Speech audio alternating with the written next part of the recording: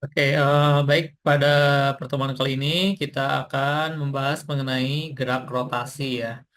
Nah, ini merupakan materi minggu lalu yang sudah kita bahas ya pada pertemuan minggu lalu bahwa minggu lalu itu kita sudah banyak membahas mengenai gerak melingkar,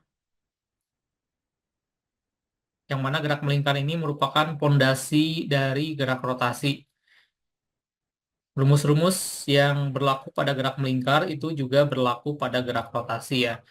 Nah, kemudian kita juga pada pertemuan minggu lalu ya, kita sudah mengenal beberapa istilah atau parameter-parameter yang berkaitan dengan gerak melingkar, seperti perubahan sudut, kecepatan sudut gitu ya.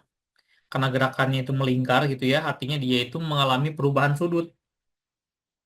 Jadi yang berubah itu bukan jaraknya, tapi sudutnya gitu ya. Yang dilihat itu adalah sudutnya, yang penting itu. Kemudian dari sudut ini kita bisa menentukan kecepatan sudut, ya, kecepatan sudut. Kecepatan sudut itu sama halnya dengan kecepatan putaran, sama dengan kecepatan putaran. Kemudian ada istilah juga yang namanya percepatan sentripetal. Percepatan sentripetal adalah percepatan yang menyebabkan gerakan gerakan benda itu mengalami gerak melingkar gitu ya. Itu namanya percepatan sentripetal. Sesuatu yang membuat benda ini bergerak secara melingkar. Kemudian kita juga mengenal istilah namanya percepatan sudut. Percepatan sudut ini muncul pada saat benda itu mengalami perubahan kecepatan sudut. Ya. Jadi kalau putarannya itu berubah, nilainya itu ya, nilainya itu berubah, putarannya itu berarti di sana akan artinya di sana itu ada percepatan sudut. Ya, percepatan sudut ini adalah sesuatu yang membuat kecepatan putaran itu berubah, yang asalnya lambat menjadi cepat atau sebaliknya, yang asalnya cepat menjadi lambat, putarannya itu ya, putarannya. Nah, kemudian kalau selain selain dia itu memiliki percepatan sudut, dia juga memiliki percepatan linier ya. Percepatan linier ini erat kaitannya dengan percepatan sudut. Jadi ini berhubungan ini. Percepatan sudut dengan percepatan linier itu berhubungan. Ya, jadi kedua parameter ini dia tidak akan muncul, tidak akan ada kalau tidak ada perubahan kecepatan sudut. Kalau ininya tidak berubah, maka ini tidak akan ada. Ya, jadi syaratnya itu adalah ini nilainya harus berubah. Nilainya harus berubah. Jadi kecepatan sudut itu harus berubah. Artinya kalau dia berubah, artinya dia ada ini, ada percepatan sudut dan percepatan linier. Nah, kemudian pertemuan minggu lalu juga kita sudah membahas mengenai apa namanya? Oke, ini penjelasan yang tadi ya. Ini rumus-rumus mengenai kecepatan linier. Jadi dia pada gerak melingkar juga ya. Di ini juga dia memiliki kecepatan linier namanya, kecepatan lurus, kecepatan linier. Cuman dia itu jadi kecepatan liniernya itu sebenarnya bukan lurus sih ya. Jadi kecepatan inilah pokoknya ya. Gerakan yang membuat benda ini gitulah pokoknya ya. Sebenarnya dia nggak ada kecepatan yang lurus sebenarnya gerak melingkar. Jadi setiap saat dia tuh berubah, arahnya berubah gitu ya. Asalnya dia di sini, beberapa saat kemudian ada di sini kan dia kan berubah ya. Arahnya kan berubah itu, berubah. Tapi dia kelajuannya tetap nilainya nggak berubah. Mutarnya itu segitu nilainya gitu kan. Nah, ini itu namanya kecepatan yang arahnya, nilai kelajuan yang arahnya atau kecepatan yang arahnya ke kiri gitu ya atau ke bawah. Itu dapat dihitung dengan rumus ini ya. V sama dengan omega kali R gitu ya. Ini menunjukkan nilai kecepatan liniernya gitu ya. Di setiap titik itu dia arahnya berubah-ubah. ketika bendanya di sini, ketika bendanya ada di sini gitu kan, maka arah kecepatannya sana gitu ya. Susah ya sebenarnya.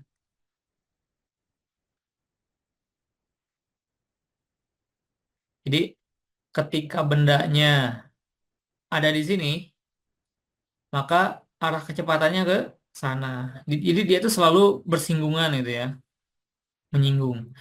Ketika bendanya ada di sini, maka arah kecepatannya sana gitu. Jadi dia seperti itu. Arahnya berubah, tapi nilainya tetap selama arah putarannya tetap gitu ya. Itu namanya kecepatan linier ya. Nah, ya oke, ini adalah rumus-rumusnya ya. Percepatan sentripetal, percepatan linier dan lain-lain.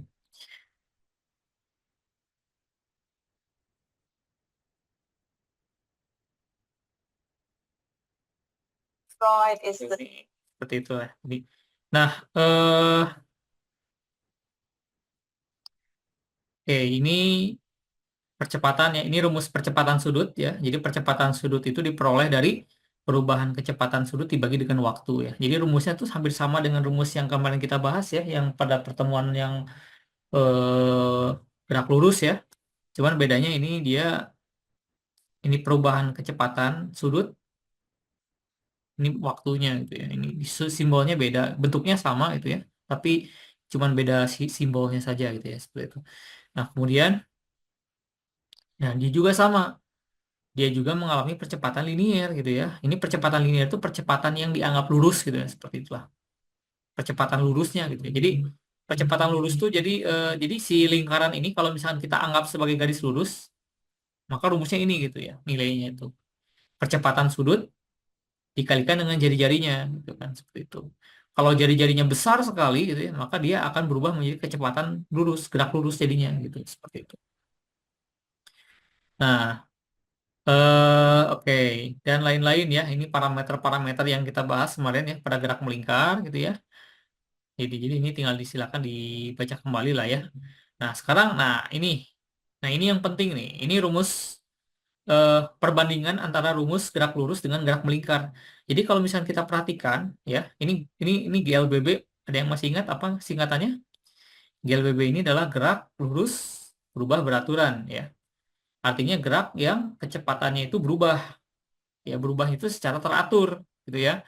Kalau dia naik berarti naiknya itu secara teratur naiknya itu, yang tadinya 0 kecepatannya berubah jadi 5, jadi 10, 15, ya kelipatan 5 gitu ya, kenaikannya itu setiap detik. Artinya itu adalah namanya gerak lurus berubah beraturan. Nah, rumus-rumusnya ini yang sudah pernah kita bahas ya. Ini rumus-rumus yang berlaku pada gerak lurus ya. Nah, ternyata kalau kita perbandingkan, itu memiliki bentuk yang sama dengan gerak melingkar. Gitu. Namanya rumusnya sama gitu ya. Nah, ini cuman beda simbol saja. Kalau di sini kecepatan linier, kalau di sini kecepatan sudut. Kalau ini percepatan linier, ini namanya percepatan sudut gitu ya. Seperti itu. Ini juga bentuknya sama gitu ya. Cuman beda simbol saja. Kalau ini dia jarak ya, perpindahan. Kalau konteksnya itu adalah gerak lurus ya, maka ini adalah perpindahan. Tapi kalau konteksnya itu gerak melingkar atau gerak rotasi, ini namanya istilahnya itu namanya adalah perubahan sudut ya, atau perpindahan sudut. Karena dia geraknya melingkar gitu ya. Jadi dia perpindahan sudut namanya. Nah, ini bentuknya juga sama ya. Ini kecepatan sudut awal. Ini percepatan sudut ya. Ini waktunya ya, seperti itu. Jadi kalau misalkan kita perhatikan ini bentuknya sama sebetulnya. Jadi kalau misalkan Anda menguasai gerak melingkar, ini juga pasti akan terkuasai gitu ya dengan mudah itu, seperti itu. Jadi ini adalah rumus yang penting ya. Nah, nah ini kita juga sudah membahas mengenai gerak rotasi ya. Gerak rotasi itu apa bedanya dengan gerak melingkar? Kalau pada gerak melingkar itu yang objeknya itu, bendanya itu adalah titik partikel ya. Titik partikel itu benda titik gitu kan. Jadi benda itu dianggap sebagai titik partikel. Itu pada kalau dia gerak melingkar. Tapi kalau gerak rotasi itu dia itu terjadi pada benda padat. Ya, gerak rotasi ini gerak berputar ya, gerak gerak yang berputar yang terjadi pada benda padat, ya. Itu yang pertama. Yang kedua, sumbu rotasinya, sumbu putarnya itu ada di dalam benda itu, ya. Seperti itu. Itu namanya gerak rotasi. Nah, ini gerak rotasi ya. Ini sumbu putarnya, ini bendanya, sebuah piringan ya. Contoh ini piringan CD ya, misalkan contohnya. Ini bendanya, maka sumbu rotasinya, sumbu putarnya ada di dalam benda itu, gitu kan? Ada di sini, benda tengah-tengah benda gitu ya. Dia berputar. Nah, itu namanya gerak rotasi. Nah, ini kalau kita lihat dari atas ya, sebuah ya, oke. Oke, tadi sepertinya ini ya agak terputus ya. Oke, kita lanjutkan lagi.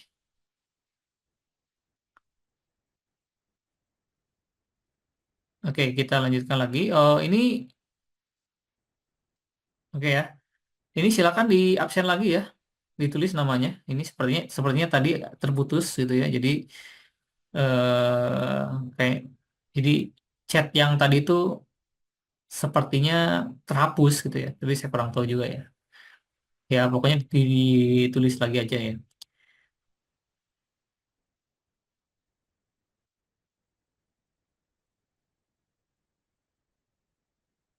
Oke ya.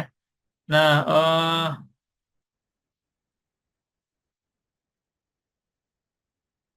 oke.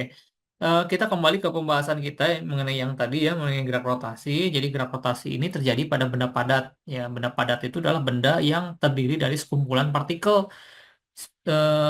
sekumpulan partikel yang jumlahnya sangat banyak sekali jutaan gitu kan. Ini kan kalau misalkan Anda pernah belajar kimia kan pernah ya. Di kimia itu kan dikatakan bahwa benda itu kan tersusun atas atom-atom. Atom-atom itu kan sangat kecil sekali ya. Sebuah benda ini kan di dalamnya ada atom-atom, ada jutaan, miliaran miliaran atom kan, seperti itu. Nah, eh, satu atom itu dianggap sebagai titik partikel. Nah, sedangkan benda ini berarti di dalamnya terdapat banyak partikel ya, terdiri dari banyak titik-titik partikel. Nah, ini namanya benda padat, itu ya, seperti itu. Baik, oke, ini rumus-rumusnya juga sama ya, berlaku juga. Rumus gerak melingkar juga berlaku juga pada gerak rotasi ya, seperti itu. Nah, selain itu kita juga sudah membahas mengenai momen inersia ya. Momen inersia itu apa sih sebetulnya? Momen inersia itu adalah tingkat kesulitan untuk memutarkan atau merotasikan benda ya.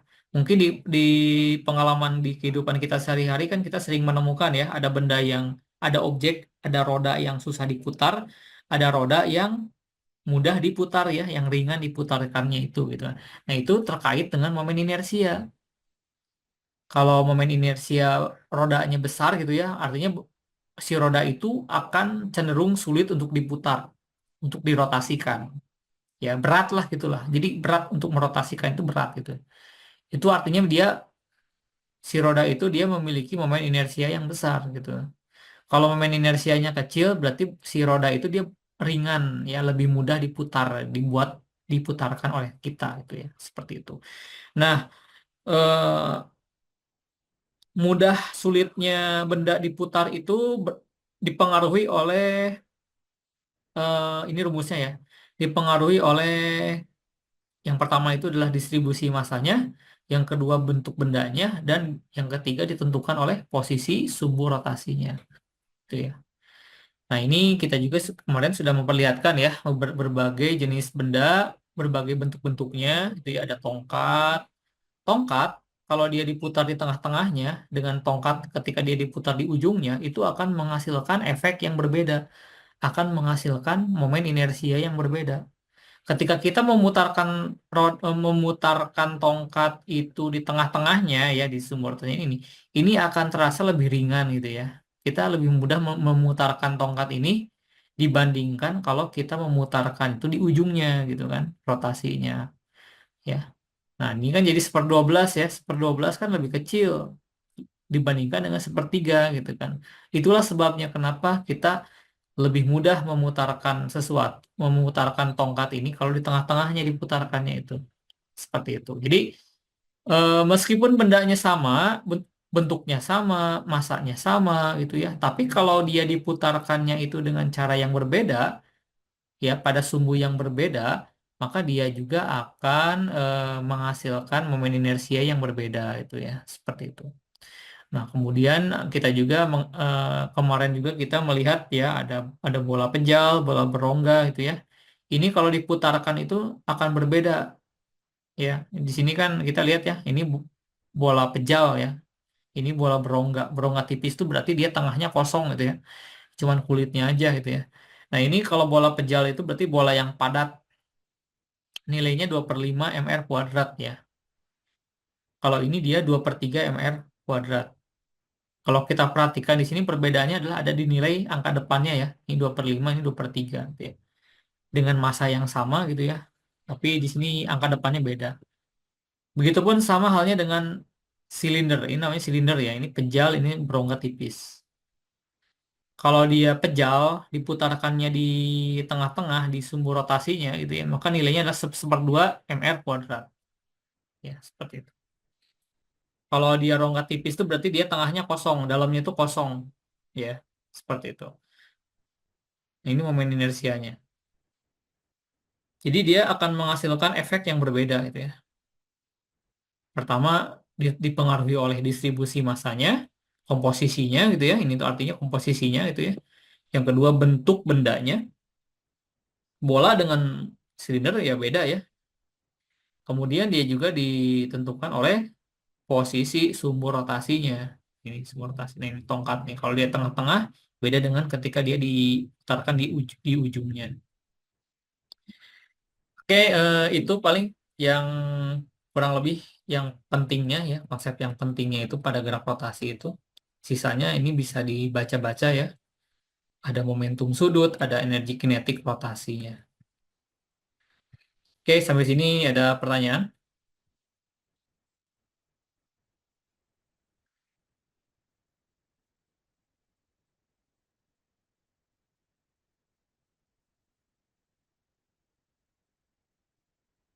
Jadi materi hari ini tuh saya agak ini ya, saya lewat gitu yang harusnya kemarin tuh materinya momentum, tapi saya lewat aja lah ya.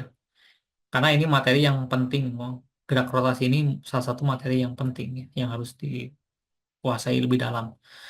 Oke, sekarang kita akan lihat ke pembahasan selanjutnya, yaitu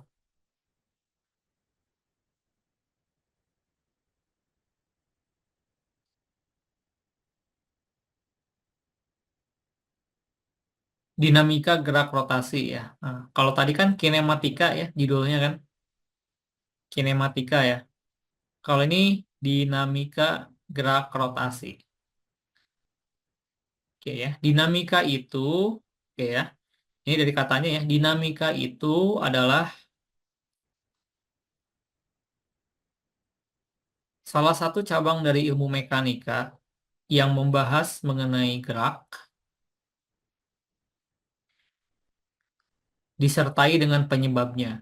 Jadi di sini tuh kita akan membahas mengenai penyebab penyebab dari gerak rotasi. Apa yang menyebabkan benda itu bisa berputar? Apa yang membuat benda itu yang asalnya diam menjadi berputar? Nah, apa penyebabnya itu kan? Atau sebaliknya, apa yang menyebabkan benda yang asalnya berputar kemudian menjadi diam, menjadi berhenti? Apa yang membuat dia itu berubah? Kalau pada gerak lurus, konsepnya namanya apa? Apa yang membuat benda itu yang asalnya diam menjadi bergerak? Kalau pada gerak lurus itu namanya apa? Disebabkan oleh gaya. Gaya adalah tarikan atau dorongan yang membuat benda itu bergerak atau yang membuat benda yang asalnya diam menjadi bergerak atau sebaliknya, gitu ya, yang tadinya bergerak menjadi diam. Nah, kalau pada gerak rotasi, ya, yang menyebabkan benda itu berputar itu adalah namanya torsi, ya, atau momen gaya, gitu ya. Nah, apa bedanya torsi dengan gaya gitu ya, atau momen gaya? Ya, oke. Ini materi kita ya. Jadi materi pertemuan kita. Jadi di sini kita akan membahas mengenai torsi ya, atau momen gaya. Ini nama lainnya torsi atau momen gaya. Atau ada juga yang mengatakan torka gitu ya. Sama saja sebetulnya itu. Nah, oke ya. Sekarang kita bayangkan atau ya, di rumah masing-masing kan mungkin ada pintu ya. Mungkin ada pintu kan di rumah masing-masing. Nah, ini kalau Anda perhatikan di pintu itu kan ada engsel ya. Engsel itu di ujung ya, di ujung pintu ini. Dan ada gagang pintunya gitu kan. Nah, sekarang ini kita lihatnya dari atas nih ya. Ini kita lihat dari atas nih. Nah, sekarang Anda coba, Anda bisa praktekkan di rumah ya. Anda coba dorong pintu. Kalau Anda dorongnya itu dari ujung, di ujung, Anda bandingkan kalau misalkan Anda mendorongnya di sini, dekat dengan engsel. Kira-kira lebih ringan mana? Lebih berat mana? Atau lebih berat mana itu ya? Ketika Anda mendorongnya di dekat engsel atau di ujung, di bagian gagang pintu, kan? Ringan di ujung kok. B, Ini di ringan ujung B. kan, seperti itu. Nah, maka akan lebih kita tuh akan jadi dengan memberikan dengan memberikan tenaga sedikit, dengan menggunakan tenaga yang sedikit, itu bisa membuat pintu itu tertutup kan, gitu ya. Jadi didorong sedikit aja si pintu itu bisa tertutup kalau kita mendorongnya di ujung ini ya kan, dekat gagang ya Ujung kan. B. Beda ceritanya kalau kita ngedorongnya di dekat engsel. Pengen nutup pintu teh kalau kita ngedorongnya di engsel makan berat ya. Dia tuh si pintu itu tuh muternya pelan gitu kan. Nutupnya itu kan pelan gerakannya kan. Beda kalau kita ngedorongnya di ujung. Nah, itu akibat adanya momen gaya ya. Jadi intinya mah gini lah. Akibat akibat posisi dorongan kita jadi gini. Dikarenakan kita mendorong pintu itu jauh dari engsel sehingga menyebabkan si pintu itu dia menjadi ringan gitu ya, ringan. Jadi dorongannya ringan gitu ya, supaya nutup pintu tuh ringan gitu. Seperti itu. Nah, itu namanya momen gaya itu ya. Nah, oke ya. Oke, itu ya. Jadi torsi merupakan kecenderungan suatu gaya untuk merotasikan sebuah benda terhadap sumbu putarnya gitu ya. Oke, ini. Nah, torsi juga ya, selain dia itu selain aplikasinya itu untuk nutup pintu gitu ya, itu juga apa berlaku juga pada apa namanya ini tuh kunci Inggris ya. Mungkin bagi yang Anda pernah memakai kan ini ya. Kalau kunci Inggrisnya makin panjang kan makin ngedorongnya kan makin enak ya, makin ada tenaganya lah gitulah. Jadi semakin bertenaga gitu kan supaya dia itu memutarkan baut gitu kan. Nah, itu tuh akibat adanya torsi ya. Semakin jauh jaraknya, makin tenaga dorongan gaya dorong kita teh makin ada tenagaan gitu lah, makin ada tenaganya gitu lah. Kalau makin jauh jaraknya dari poros ke ini, itu kan. Nah, sesuai dengan itu ya, sesuai dengan apa teorinya ya, bahwa torsi itu rumusnya ini. Torsi sama dengan gaya dorong ya, gaya dorong yang kita berikan dikalikan dengan D dikalikan dengan sinus theta. Ya, sekarang kita lihat apa itu F, apa itu D, apa itu theta. Ini adalah torsi. Simbolnya adalah tau. Ini tuh nama Latinnya itu tau, tau ya. Kemudian F, apa ini? F ini adalah gaya dorong. Kita kalau pengen ngedorong pintu kan, pengen nutup pintu kan harus kita dorong ya sama tangan kita ya. Nah, itu. Semakin kuat kita ngedorongnya, pintu ini akan semakin cepat menutupnya ya kan, semakin ada tenaganya kan, semakin ada tenaganya kan.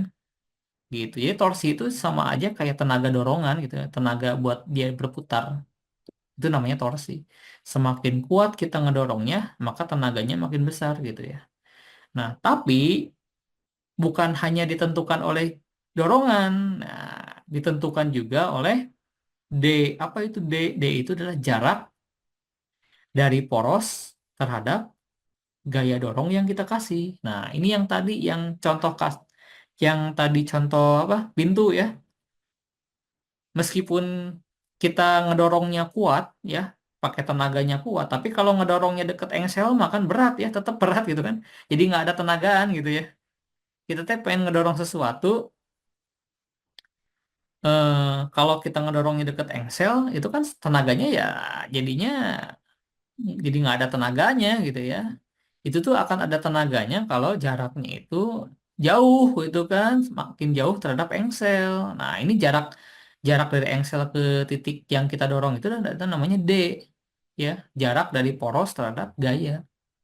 Jadi dia juga jadi si torsi itu dipengaruhi oleh dorongan tenaga dorongan yang kita kasih juga ngaruh gitu ya. Dia juga dipengaruhi oleh jaraknya, jarak dari poros ke titik dorong yang kita kasih gitu kan, kayak tadi. Nah, tapi ternyata selain kedua syarat ini ada juga syarat yang ketiga. Ternyata dia juga dipengaruhi oleh sudutnya, sudut yang dibentuk oleh jaraknya ya, poros terhadap gaya dengan gaya itu sendiri, arah gayanya gitu ya. Jadi ternyata arah dorongan itu juga ngaruh juga terhadap torsi yang dihasilkan gitu kan. Nah, kalau kita ngedorongnya miring kan, kalau kita ngedorongnya miring atau kita ngedorongnya lurus kan beda ya. Tenaganya juga beda yang dihasilkannya kan. Seperti itu. Jadi dia juga jadi intinya torsi itu dipengaruhi oleh tiga parameter. Yang pertama dorongan, kekuatan dorongan ya. Kedua dipengaruhi oleh jaraknya, jarak dari dorongan ke engsel gitu ya atau ke poros. Yang ketiga dipengaruhi oleh sudutnya atau arahnya itu ya, arah dia ngedorongnya kemana arahnya gitu ya. Nah, itu berpengaruh ya. Itu mempengaruhi. Nah, di sini ada perjanjian tanda ya untuk gerak rotasi itu ya. Nah, tandanya itu positif. Jadi torsi ini ini adalah besaran vektor torsi itu ya. Ini tuh nilainya akan positif kalau arah putarannya itu kalau arah torsinya itu eh, arah putarannya itu kecenderungannya itu melawan arah jarum jam. Nah, jadi kalau dia positif itu melawan arah jarum jam ya. Kalau negatif berarti dia searah jarum jam. Ini agak kebalik ya mungkin ya, tapi memang ini. Jadi kalau positif berarti dia berlawanan dengan arah jarum jam, gitu ya. Kalau negatif berarti searah jarum jam. Ini adalah perjanjian tanda ya untuk gerak rotasi ya arahnya. Arah putaran atau arah torsi, arah kecenderungan dia berputar. Jadi ini perjanjian tanda yang nanti kita pakai terus ya. Kita ya inilah mengenai torsi ya, mengenai torsi momen gaya. Oke, sampai sini ada pertanyaan.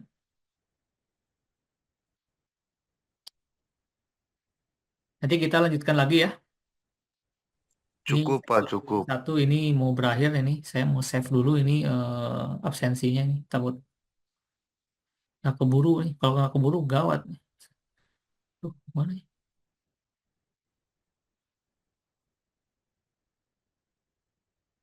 Oke,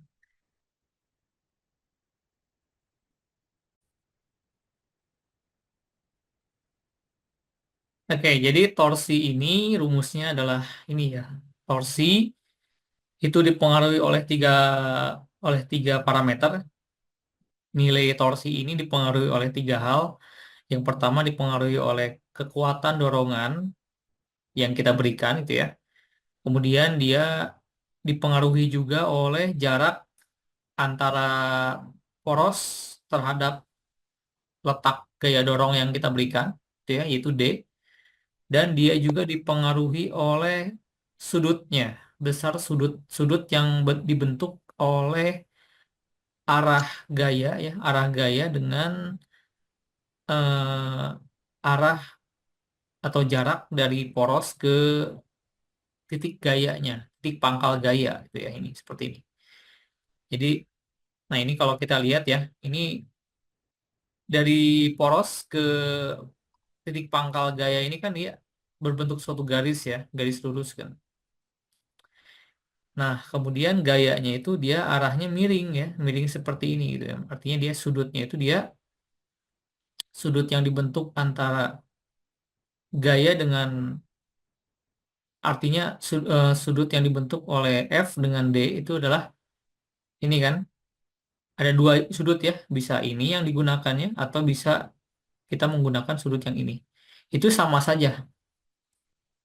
Mau kita pakai sudut yang ini atau mau pakai yang ini, itu ketika dimasukkan ke rumus ini itu akan menghasilkan nilai yang sama. Akan menghasilkan nilai yang sama. Nah, kemudian tadi juga kita sudah menyinggung mengenai perjanjian tanda ya.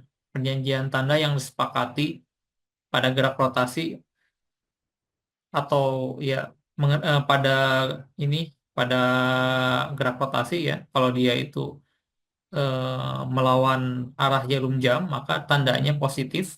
Kalau arahnya searah jarum jam, berarti dia tandanya negatif. Ya, baik ini berlaku untuk torsi, arah torsi maupun untuk arah kecepatan sudut ya atau percepatan sudut. Nah, sekarang nah ini pertanyaannya adalah bagaimana jika banyak gaya, bagaimana jika banyak gaya bekerja pada benda? Ya, gaya itu berarti jadi misalkan kita punya benda ya, ada porosnya gitu ya. Ada porosnya, kemudian pada benda itu bekerja banyak gaya gitu kan. Bekerja banyak gaya pada benda itu. Maka torsinya ya, maka untuk maka cara menghitung torsinya itu adalah dengan menghitung resultan torsi yang bekerja. Ya, jadi semua torsi yang diakibatkan oleh gaya-gaya yang diberikan pada benda atau yang bekerja pada benda itu semua harus dihitung. Resultannya berapa itu ya, resultan dari torsinya itu. Nah, seperti ini ya. Jadi kalau pada benda itu bekerja banyak gaya, maka kita harus menghitung masing-masing torsi yang disebabkan oleh setiap gaya yang bekerja pada benda itu. Kemudian kita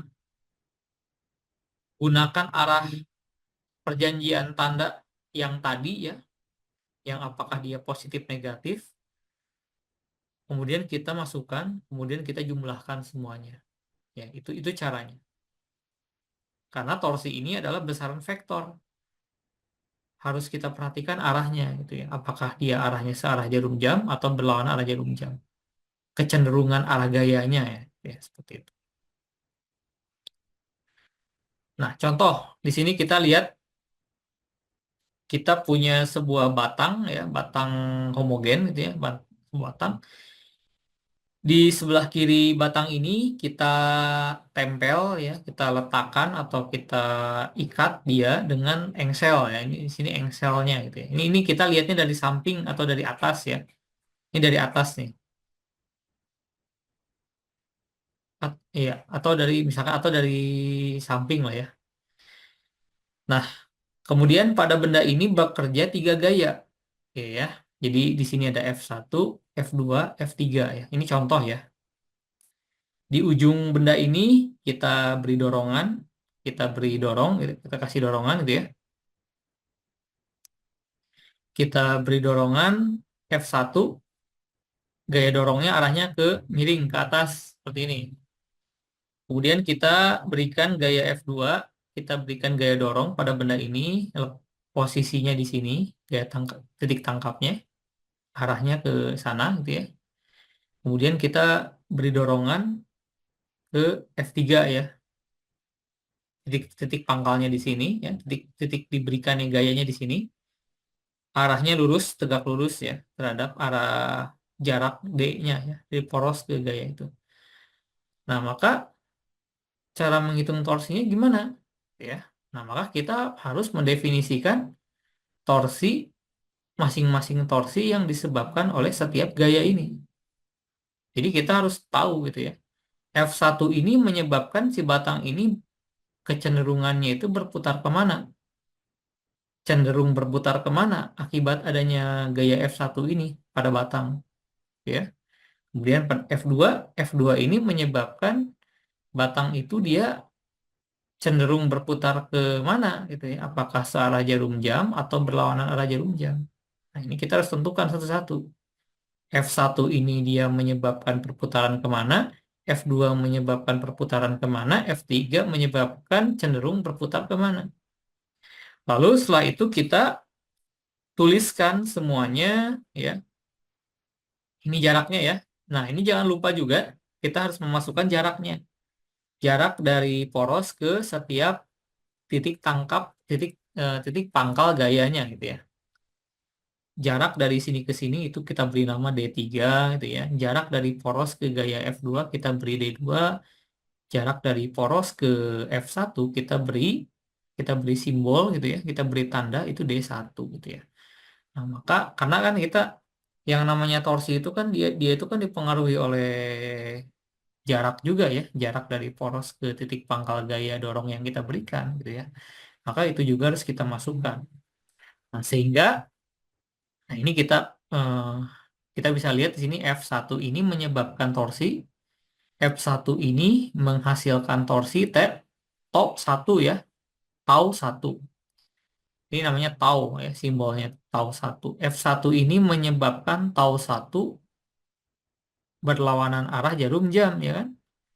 Jadi kalau kita bayangkan gitu ya, si F1 ini menyebabkan si batang ini berputarnya gini gitu kan, seperti itu gitu ya. Jadi berputarnya seperti itu.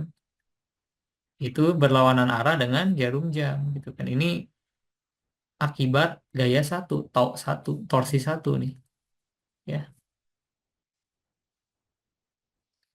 Nah, kita biasanya satu aja lah ya. Nah, berarti tandanya positif gitu ya. Kemudian kita lihat ada gaya dorong F2. Gaya dorong F2 ini menyebabkan si batang ini cenderung berputar berlawanan arah jarum jam ya kan. Jadi dia tuh cenderung berputarnya seperti itu gitu ya. Berarti TOK2 torsi yang torsi yang disebabkan oleh gaya 2 gitu ya, ini namanya TOK2 itu tandanya positif gitu. Nah, kemudian kita lihat yang terakhir nih, torsi yang disebabkan oleh F3. Ini cenderung berputar memutarkan batang ini searah jarum jam. Maka tandanya adalah positif. Maaf, tandanya negatif ya. Kalau ini positif, positif ini negatif. Kalau berlawanan itu negatif, kalau searah jarum jam itu negatif. Kalau berlawanan itu positif, kalau searah negatif ya, jarum jam. Nah, sehingga resultan torsinya ya kita pakai ini ya, jadinya to positif to 1, positif to 2, negatif to 3. Nah, to itu apa rumusnya? Ya, yang tadi kan ya, to itu adalah gaya dikalikan dengan jarak dikalikan dengan sudut sinus sudutnya gitu ya. Sesuai dengan rumus yang ini yang tadi dijelaskan ya. Torsi adalah gaya dikalikan dengan lengan D ya. D itu namanya lengan momen ya. Dikalikan dengan sin theta. Sehingga kalau kita masukkan semuanya ke sini, jadi seperti ini. Resultannya itu ya. Tinggal kita masukkan angka-angkanya gitu ya setelah itu, setelah ini. Nah, itu adalah contoh menghitung torsi neto ya, resultan torsi yang bekerja pada suatu benda ya,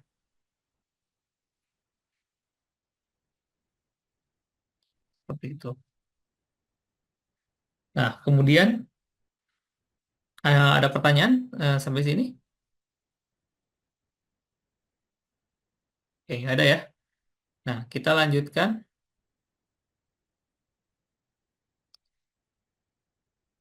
Nah, di sini torsi itu menyebabkan percepatan sudut. Ya. Jadi kalau misalkan kita kembali kita bayangkan lagi ya torsi ya, kita ngedorong, kita mendorong sebuah pintu kan, kita dorong pintu itu, pintu itu kita dorong ya. Ketika kita mendorong pintu itu, maka apa yang terjadi? Maka si pintu itu dia akan berputar ya kan, dia akan berotasi ya, berputar. Ketika dia berputar, otomatis dia akan memiliki kecepatan sudut ya, dia akan memiliki kecepatan sudut karena dia bergerak. Karena dia bergerak secara berputar, maka dia akan memiliki kecepatan sudut. Nah, kalau misalkan awalnya pintu itu diam, awalnya pintunya diam, kita dorong, maka dia akan berputar dengan kecepatan sudut. Nah, artinya di sana terjadi perubahan kecepatan, ya kan? Yang tadinya diam menjadi berputar, gitu ya. Dia mengalami perubahan kecepatan sudut. Kalau dia mengalami perubahan kecepatan sudut, berarti dia memiliki yang namanya percepatan sudut. Itu ya. Sih.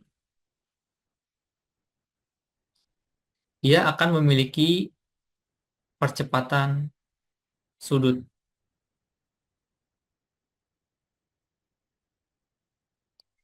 Nah, berarti di sini ada korelasi ya, ada hubungan antara torsi dengan percepatan sudut.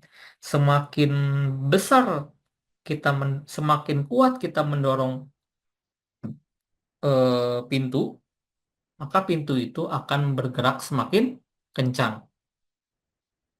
Oh, maaf, saya ulangi lagi ya. Kalau kita semakin kuat mendorong pintu, maka torsi yang kita berikan pada pintu itu semakin besar, ya kan? Kalau torsinya semakin besar, maka pintu itu akan berputar semakin kencang. Nah, artinya di sini ada korelasi antara torsi dengan percepatan sudut. Nah, hubungan atau korelasi antara torsi dengan percepatan sudut itu, nah, dapat ini contoh ilustrasinya ya. Ini misalkan kita punya sebuah gerinda ya. Gerinda itu adalah objek benda untuk mengasah apa pisau atau apalah gitu ya, yang berputar gitu ya. Di sini ada korelasinya. Ini kalau ketika kita mendorong gerinda ini gitu ya, kita dorong ke depan gitu ya, maka dia akan berputar ya gerinda itu. Ini contoh ilustrasinya seperti ini. Artinya di sini ada korelasi ya antara torsi dengan percepatan sudut ya.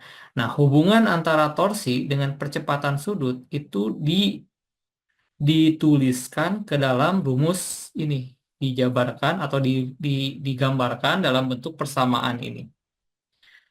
Torsi yang dihasilkan sama dengan momen inersia dikalikan dengan percepatan sudut. Ini dapat disebut juga sebagai hukum 2 Newton untuk gerak rotasi. Ya, jadi hukum Newton itu mengalami perubahan bentuk ya ketika kita menganalisis gerak rotasi gitu ya. Yang tadinya F, hukum Newton itu kan gaya sama dengan massa dikali percepatan ya. Ketika itu diterapkan pada gerak rotasi itu akan mengalami perubahan. Itu akan berubah menjadi torsi sama dengan percepatan eh sorry, maaf, ini torsi sama dengan momen inersia dikalikan dengan percepatan sudut. Ya, seperti itu. Jadi ini ada korelasi. Ada korelasi antara torsi dengan percepatan sudut. Nah, ini rumus penting ya. Ini juga sama rumus penting, sama pentingnya dengan yang tadi. Nah, itu ya. Oke, nah ini contoh ya.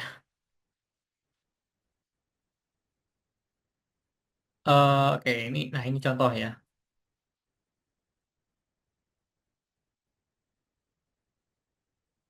Ini di sini kita punya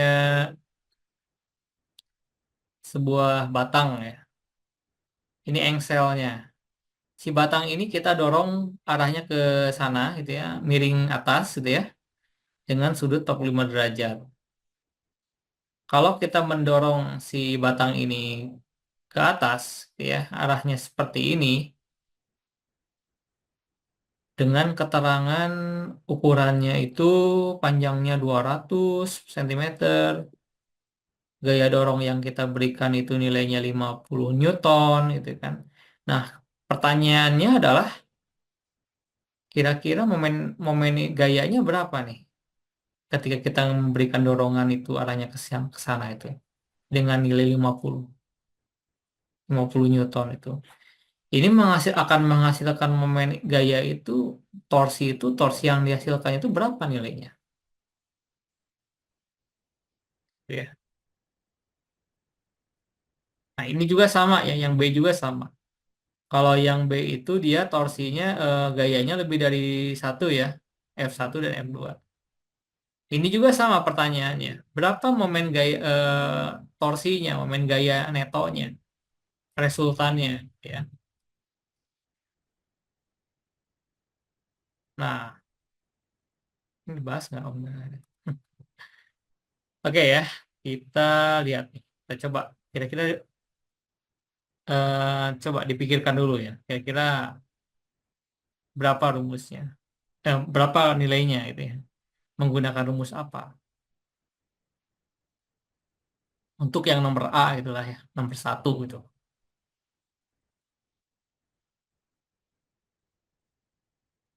Ya, maka kita bisa menggunakan rumus torsi ya. Ya, kalau ini kan gayanya ada satu ya, berarti torsinya juga ada satu. Torsi sama dengan gaya yang kita berikan, gaya dorong ya, dikalikan dengan jaraknya, jarak dari lengan, dari poros ke titik titik pangkal gayanya gitu ya, dikalikan dengan sinus sudut antara gaya dengan jarak poros ke gaya itu gitu ya. Ini kan D-nya ya, jarak dari poros ke gaya gitu ya. Ini gayanya gitu ya. Sudutnya ini kita bisa menggunakan sudut ini. Petanya itu adalah 45 derajat gitu ya. Ini D ya, seperti itu. Nah, maka torsinya berapa nih? Ya, tinggal kita hitung aja ya. Torsi gaya dorong yang kita berikan itu 50 Newton. Ya, hati-hati satuannya ya. Sedang dikalikan dengan D. D itu jarak OP, dari O ke P itu jarak dari poros ke titik pangkal gaya gitu ya. Itu 200 cm. Nah, ini hati-hati, ini satuannya kita sesuaikan. Kalau kita ubah ke meter jadi 2 meter ya. Nah, jadi 2 meter nih. Kemudian dikalikan dengan sinus sudut. Nah, ini kan kita 45 ya.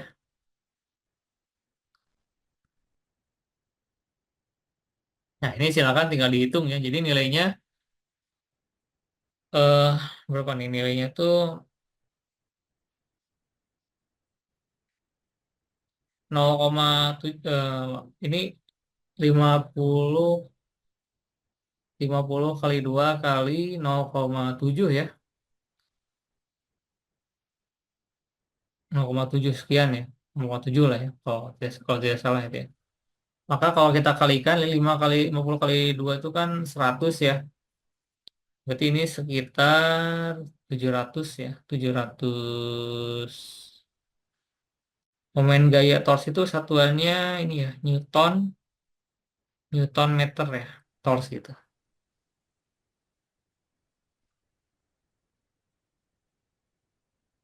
Nah, ini adalah tujuh 70,7 Pak. 70,7 ya. 70, ini berarti, ah, Hasilnya 70,7.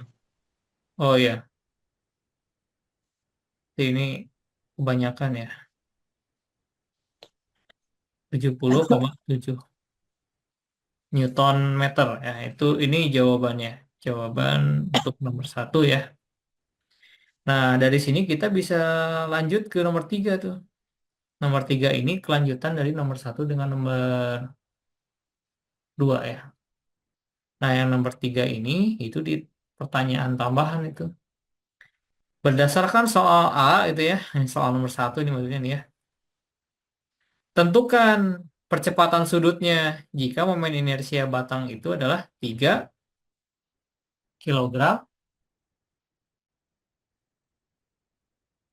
meter kuadrat. Nah, berarti di sini yang nomor tiga itu yang dicari adalah percepatan sudut. Percepatan sudut itu simbolnya apa?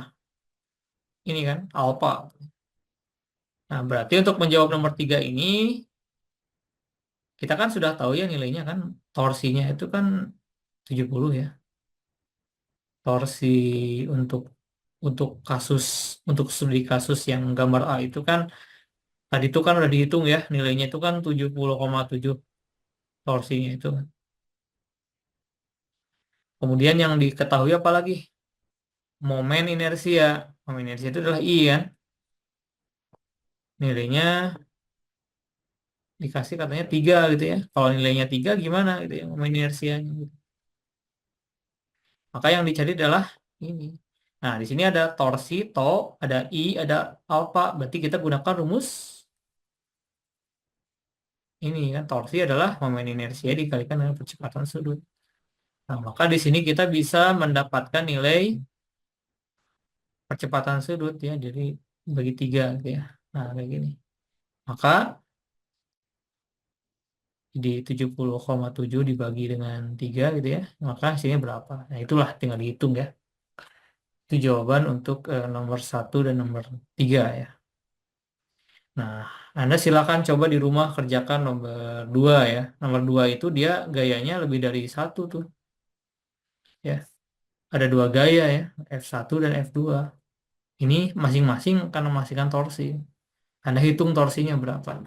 Kalau dia searah jarum jam negatif, kalau berlawanan jarum jam berarti dia positif gitu ya. Tinggal dijumlahkan, diresultankan. Setelah itu dengan menggunakan rumus yang sama Anda bisa menentukan percepatan sudutnya. Nah, itu silakan Anda coba kerjakan ya di rumah. Silakan Anda kerjakan sendiri ya. Jadi meskipun nggak tidak dikumpulkan, tapi saya harap ya Anda inisiatif sendiri ya untuk mengerjakan. Oke, kita lanjutkan ya. Nah, sekarang kita lihat, kita akan melihat contoh-contoh kasus ya, persoalan yang berkaitan dengan gerak rotasi ya, torsi, itu kan kayak seperti itu. Sebenarnya ini pembahasan yang lumayan ya.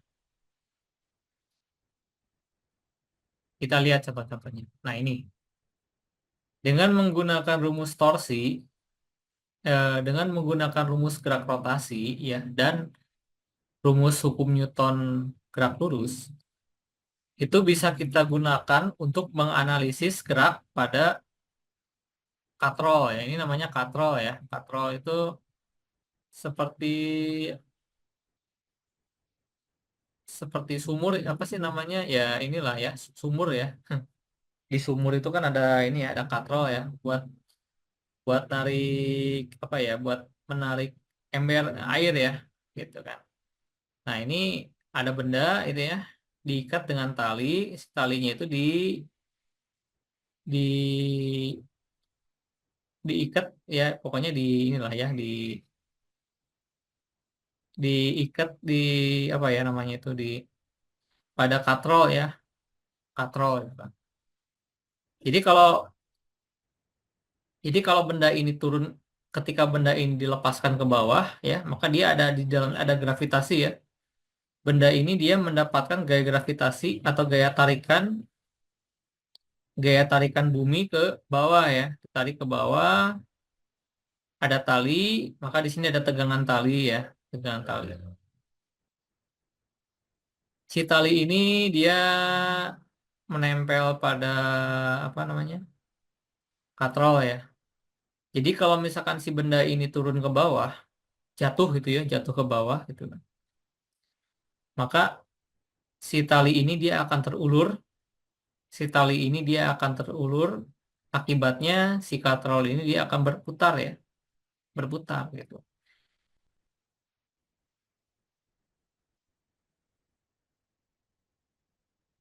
Semakin cepat benda ini turun ke bawah, maka uluran talinya itu akan semakin cepat juga ya.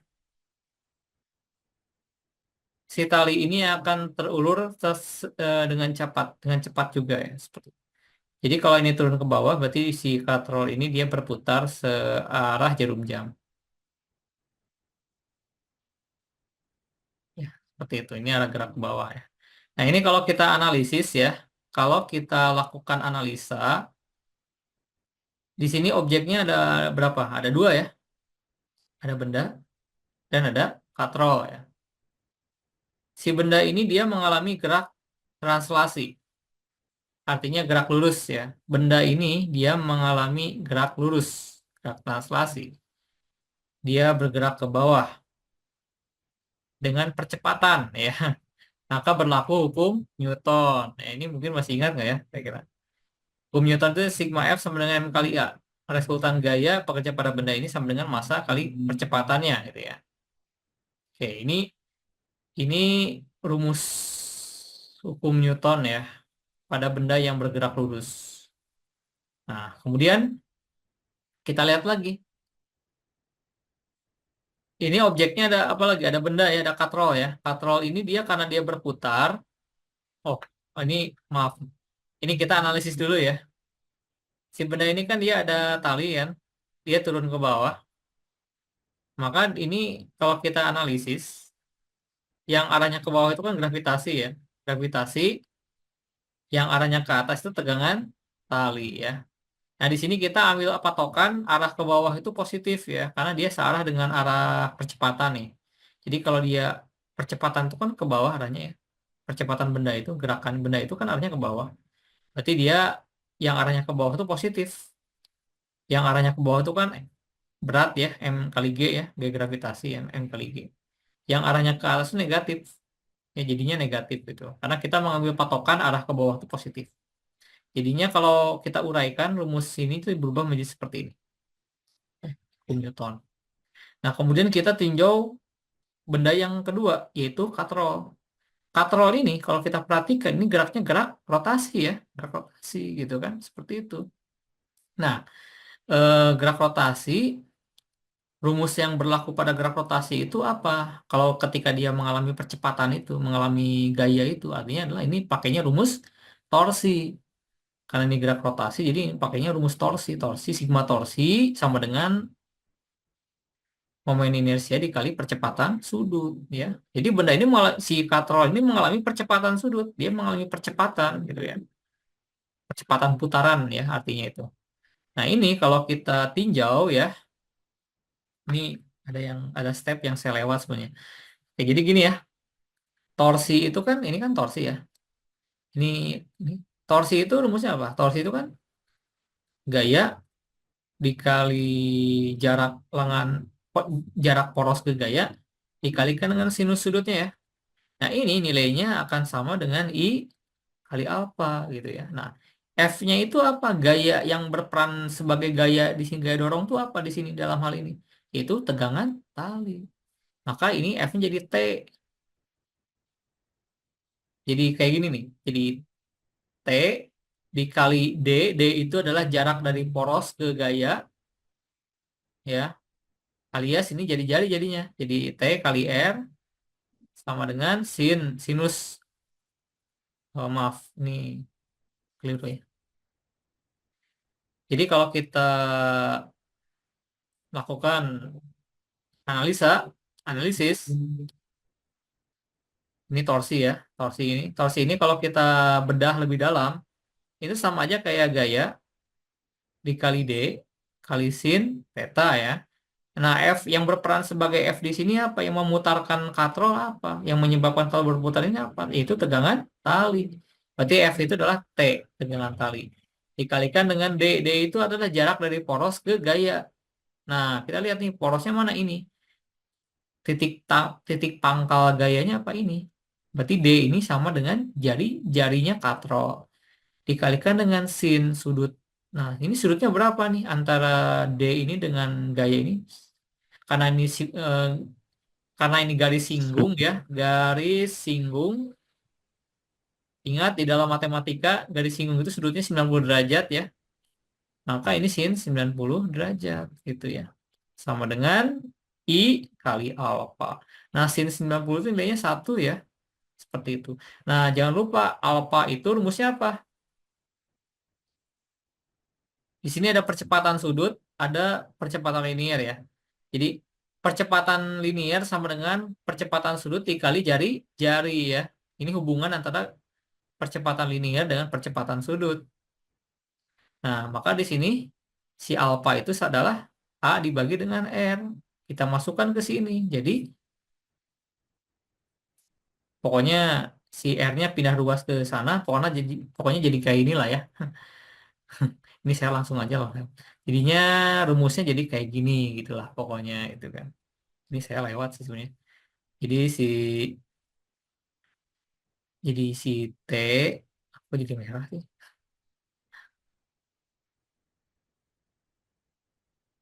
Oh, jadi hapus nih. Ya, jadi ya kayak gini. Jadi T dikali R sama dengan I kali A dibagi dengan R gitu. R-nya kita pindah ruas ke sana jadi R kuadrat gitu. Jadi ini seperti itu. Nah, ini adalah rumusan untuk gerak rotasi. Ini gerak lurus, ini gerak rotasi ya. Ini gerak lurus, ini rumusan untuk gerak rotasi. Nah, kemudian ini T-nya sama, tegangan talinya kan sama ya. Tegangan talinya. Ini kita substitusikan ya, dengan substitusi jadilah seperti ini gerakannya, rumusannya itu ya. Nah, ini AY ya. AY itu adalah percepatan, percepatan yang arahnya sejajar dengan sumbu Y itu ya. Ini AY itu yang ini nih. AY itu yang ini nih, ini AY nih. Gitu ya. Karena dia arahnya searah dengan sumbu Y. Jadinya seperti ini kalau kita disubstitusikan. Nah, dari sini kita bisa menentukan percepatannya. Percepatannya itu adalah percepatan dia turun ke bawah ya. Jadi percepatan benda ketika dia turun ke bawah itu nilainya sama dengan percepatan sudut dikalikan jari-jari gitu ya. Korelasinya itu begitu. Nah, jadi percepatannya kita bisa tahu. Jadi percepatannya adalah ini. Nah, I itu apa? I itu adalah momen inersia dari katrol ya. Nah, dari sini kita bisa lakukan kayak gini. Jadi, ini K itu apa? K itu adalah suatu bilangan ya, yang suatu bilangan yang K itu yang terkait dengan momen inersia ya. Kalau misalkan Anda masih ingat, rumus-rumus momen inersia itu kan beda-beda ya. Kalau bola pejal itu gimana, berongga itu gimana gitu ya. Kan yang membedakan itu adalah nilai depannya ya. Ada 2/5 gitu ya. Nah, itu adalah K itu adalah nilai-nilai itunya. Nilai karakteristik dari geometri momen inersia itu ya. Kalau bentuknya pejal gimana? Kalau rongga, kalau bentuknya bola tipis gimana? Katrolnya itu mempengaruhi nilai K itu ya. Seperti itu. Oke. Oh, ini lumayan banyak nih materinya. Kemudian nanti berikutnya kita akan bahas mengenai kesetimbangan ya. Oke lah, ini mah nanti aja lah ya minggu depan kita. Tapi kalau mau sih silakan aja ini dibahas gitu ya. Kesetimbangan ini tuh nanti ini ini kesetimbangan itu tuh dia ada dua syarat. Suatu benda itu dikatakan seimbang kalau resultan gayanya nol dan resultan torsinya adalah nol gitu ya. Misalkan ketika Anda membangun jembatan gitu ya, supaya jembatan itu stabil, maka syaratnya ini dua ini harus terpenuhi gitu ya. Dia harus sigma F-nya nol dan sigma torsinya nol gitu ya. Ini syarat kesetimbangan gitu ya. Nah, ini contohnya ini. Ada orang berdiri di atas sebuah tiang gitu ya. Kira-kira tekanannya berapa nih? Atau ini sebuah objek 3 kilo ya. Ini dia berada di atas sebuah tiang, kemudian diikat dengan tali gitu ya. Nah, ini tegangan talinya berapa nih? Nah, ini contoh-contoh persoalan mengenai kesetimbangan ini. Ini kalau Anda teknik sipil harusnya tahu ya, harus menguasai ini nih. Nanti Anda harus menganalisis gaya-gaya nih. Ini tekanannya berapa itu kan? Ini tegangan talinya berapa ya? Supaya dia bisa menahan si objek, si beban ini. Seperti itu. Nah, ini aplikasi untuk kesetimbangan. Oke, sepertinya ini nanti kita akan bahas minggu depan ya. Ini kayaknya terlalu banyak gitu ya materinya.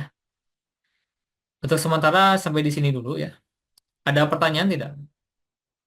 Ini sebelum waktunya habis, silakan absen ya, ketik namanya. Sebelum waktunya habis.